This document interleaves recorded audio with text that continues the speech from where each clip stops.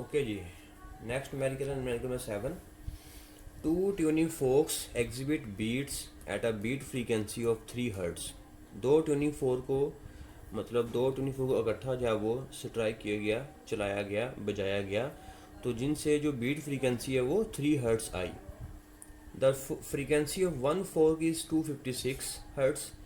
दोनों tuning fork में से एक ट्यूनिंग फोर्क की फ्रीक्वेंसी आपको दे दी उसने 256 hertz. Its frequency is then lowered slightly by adding a bit of wax to one of its prong. कहता है कि जिसकी फ्रीक्वेंसी नाउन थी ना, उसके उसके ऊपर हमने क्या कर दिया, थोड़ी सी हमने वैक्स मोम जब उसके ऊपर पिघलाकर उसके एक प्रोंग के ऊपर, एक शाख के ऊपर हमने वो वैक्स जब वो पिघलाकर लगा दी, डाल दी। The two folks then exhibit, फिर जब वैक्स को डाला गया तब दोनों ट्यूनिंग फोर्क को हमने क्या किया, दोबारा फिर चलाया, एग्जिबिट किया उनको। बीट फ्रीक्वेंसी ऑफ 1 हर्ट्ज, फिर उनकी फ्रीक्वेंसी जब वो 1 हर्ट्ज आई वैक्स डालने के बाद।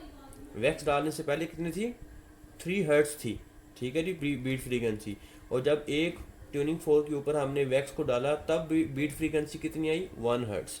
तो determine the frequency of second fork, तो दूसरे ट्यूनिंग फोर्क की हमने फ्रीक्वेंसी को फाइंड आउट करना है। अब हमारे पास जो जनरल फार्मूला होता है, आपने ये याद रखना है कि बीट फ्रीक्वेंसी का जो फार्मूला होता है वो बराबर होता है डिफरेंस इन फ्रीक्वेंसीज, ठीक है जी। मान लीजिए F1 जो है वो पहले ट्यूनिंग फोर्क की फ्रीक्वेंसी है और F2 जो है वो दूसरे ट्यूनिंग फोर्क की फ्रीक्वेंसी है, ठीक हो गया। अच्छा, अब पहले इस सिचुएशन की तरफ आते हैं। ये वो सिचुएशन है जब हमने पहले ट्यूनिंग फोर्क के ऊपर वैक्स नहीं डाला था, ठीक है। तब फ्रीक्वेंसी कितनी आई थी हमारे पास, 3 हर्ट्ज आई थी। Beat frequency before loading, loading से मुराद है कि हमने वैक्स ऊपर नहीं लोड की थी, तो 3 हर्ट्ज उसकी बीट फ्रीक्वेंसी आई थी। इन दोनों ट्यूनिंग फोर्क की बीट फ्रीक्वेंसी कितनी आई है, 3 हर्ट्ज आई है, ठीक है। इनमें से जो पहला ट्यूनिंग फोर्क है जिसका ए बोला हुआ है उसकी फ्रीक्वेंसी में नाउन है और बी की हमने फाइंड आउट करनी है। जब वैक्स डालने से पहले दोनों को बजाया गया तब फ्रीक्वेंसी कितनी, तब बीट फ्रीक्वेंसी कितनी आई थी, 3 हर्ट्ज। इसका मतलब ये है कि F1 तो पता है हमें 250 हर्ट्ज है। अब F2 जो है ये कितनी होगी, अब जरा गौर कीजिएगा, यही क्वेश्चन, यही पॉइंट इंपॉर्टेंट है।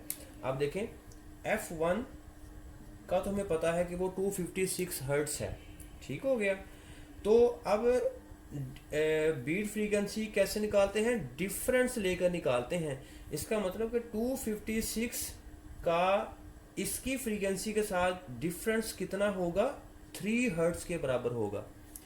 तो अब अगर इसकी फ्रीक्वेंसी 256 है तो इसकी कितनी होनी चाहिए कि हमारे पास 3 आ जाए, तो आंसर इसकी होनी चाहिए या तो 259 हो या 253 हो, तब जाके इसकी वैल्यूज हमारे पास, जो बीट फ्रीक्वेंसी है वो हमारे पास 3 आती है, ठीक है। दोबारा सुने, अब क्योंकि इसकी फ्रीक्वेंसी है 256 हर्ट्ज और बीट फ्रीक्वेंसी हमारे पास कितनी है, 3 है, तो इसका मतलब कि जो बीट फ्रीक्वेंसी होती है ना बेटा वो आती है डिफरेंस की वजह से।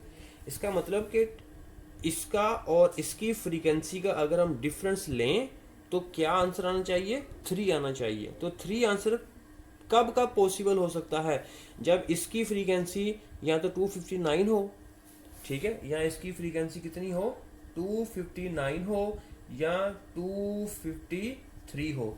अगर आप इन दोनों का डिफरेंस ले, 256 का और 259 का, तो 3 आंसर आता है।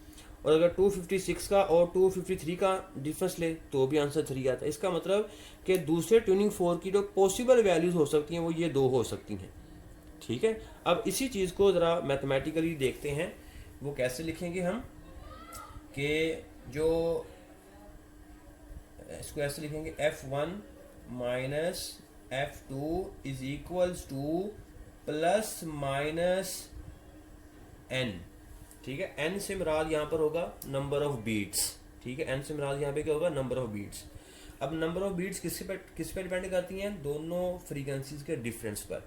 मैंने प्लस माइनस क्यों लिखा है, ठीक है, उसके लिए ये आपको रीजन आपको याद होनी चाहिए। 259 जो है वो होगा तो भी 3 आंसर आएगा, 253 होगा तो भी 3 आंसर आएगा। अब प्लस माइनस का मतलब समझिएगा। अब यहाँ से F2 की वैल्यू निकालनी है, तो F2 किसके बराबर होगा, तो आंसर है F2 बराबर होगा F1 प्लस माइनस n। तो अब F1 कितना है 256, तो 256 में अगर हम ऐड करेंगे 3, ये वाला 3, तो क्या आंसर आएगा 259। और अगर हम F1 में माइनस करेंगे 3 तो आंसर कितना आएगा 253। इसका मतलब कि जो दूसरा ट्यूनिंग फोर्क है उसकी जो पॉसिबल वैल्यूज़ हैं वो हमारे पास क्या क्या हो सकती हैं। तो आंसर है वो हो सकती हैं +3 कर देंगे और -3 कर देंगे, तो पॉसिबल वैल्यूज़ आ जाएंगी दूसरे ट्यूनिंग फोर्क की। तो इसका मतलब है कि F2 की जो वैल्यू है या तो वो 259 है या वो 253 है। अब इनमें से करेक्ट कौन सी है वो हमें देखना है, क्योंकि एक ट्यूनिंग फोर्क की दो फ्रीक्वेंसी तो है हो नहीं सकती, ठीक है ना, तो एक ही होगी ना। अब हम देखना चाहते हैं कि इनमें से कौन सी वो फ्रीक्वेंसी जो कि करेक्ट है। अब इसकी करेक्टनेस चेक करने के लिए हमने क्या किया, जो पहला ट्यूनिंग फोर्क है जिसकी फ्रीक्वेंसी में नाउन है उसके ऊपर हमने वैक्स डाल दी। जब हम वैक्स डालेंगे तो एक चीज़ आपने यहाँ पे याद रखनी है कि ट्यूनिंग फोर्क की जो फ्रीक्वेंसी होती है ना बेटा, वो उसके प्रोंग के मास पर डिपेंड करती है। दोबारा सुने, ट्यूनिंग फोर्क की फ्रीक्वेंसी जो है वो डिपेंड करती है कि ट्यूनिंग फोर्क का जो प्रोंग है उसका मास कितना है। अगर मास ज़्यादा होगा तो फ्रीक्वेंसी कम हो जाएगी, और अगर जब वो मास कम होगा तो फ्रीक्वेंसी ज़्यादा हो जाएगी। इनवर्स रिलेशन है, याद रखिएगा, ठीक है। Frequency of tuning fork is inversely proportional to the mass of the prong, ये चीज़ आपने याद रखनी है। अच्छा, अब जब हमने इसके ऊपर वैक्स को डाल दिया, जब हम वैक्स को डालेंगे तो इस प्रोंग का जो मास है वो क्या हो जाएगा, बढ़ जाएगा। जब मास बढ़ जाएगा तो फ्रीक्वेंसी कितनी हो जाएगी, लेस हो जाएगी, डिक्रीज हो जाएगी।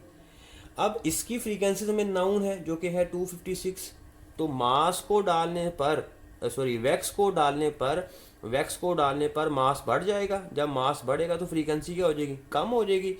तो इसका मतलब कि जो इसकी जो फ्रीक्वेंसी है वैक्स डालने के बाद वो क्या हो जाएगी, 256 से कम हो जाएगी।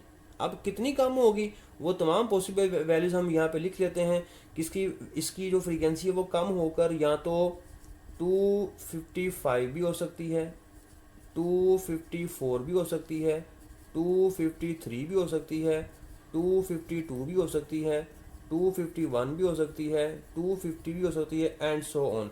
ये सारी पॉसिबल वैल्यूज़ हैं किसकी, ट्यूनिंग फोर्क 1 की वैक्स डालने के बाद।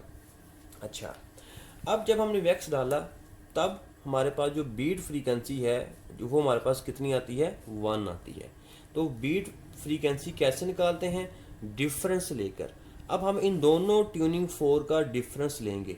अब जो दूसरा ट्यूनिंग फोर्क है बी, उसकी पॉसिबल वैल्यू हम यहाँ पे लिख चुके हैं।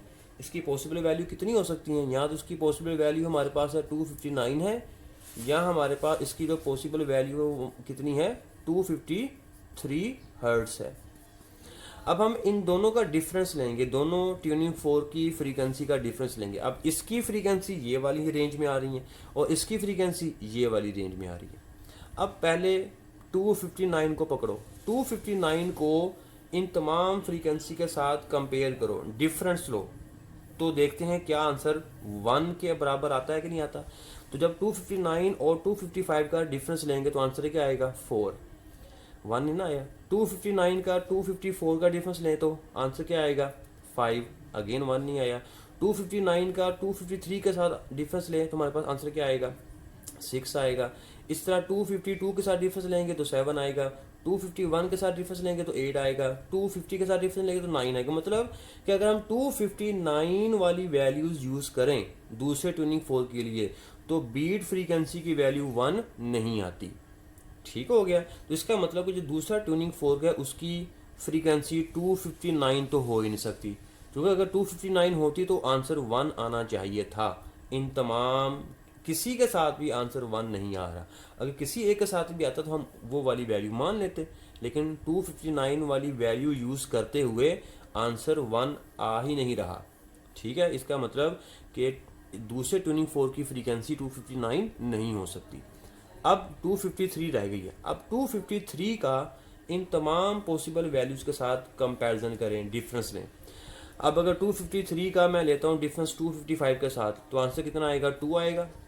और अगर मैं 253 का डिफरेंस लेता हूँ 254 के साथ, ठीक है जी, 254 माइनस 253, तो आंसर क्या आता है हमारे पास, 1 हर्ट्स आता है, जो कि इसके बराबर है।